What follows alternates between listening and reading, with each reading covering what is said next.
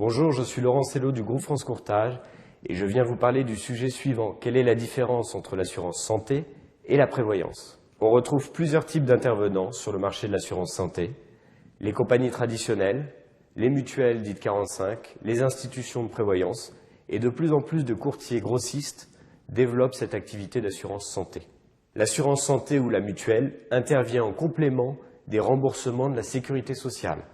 Par exemple, sur une base de remboursement à 100, l'intervention de la sécurité sociale pourra être de 70 et l'intervention de la mutuelle de 30.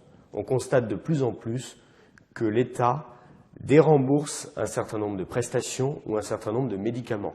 Dans ces cas-là, il est demandé aux assureurs de prendre le relais.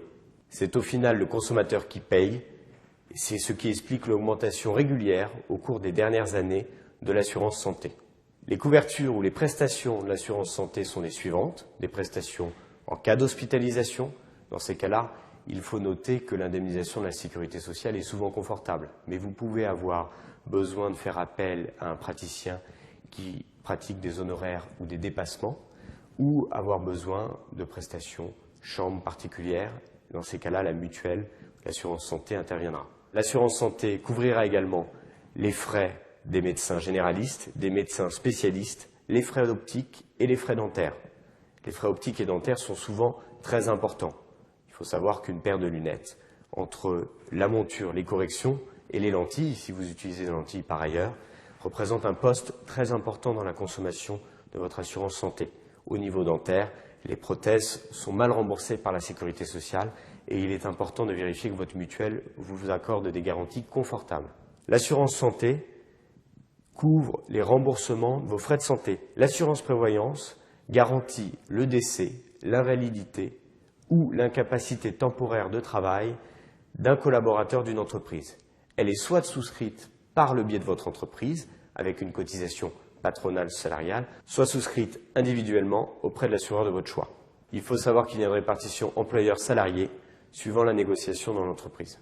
Les garanties santé et prévoyance vont ou non être inscrites dans la convention collective.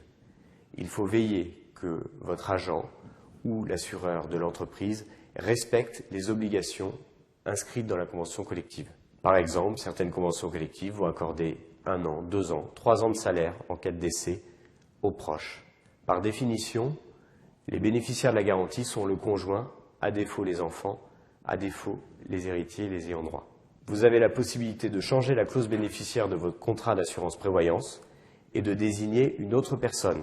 Attention, il faut veiller à ce que cette somme ne déshérite pas votre propre famille, sinon cette somme pourra être réintégrée dans la succession.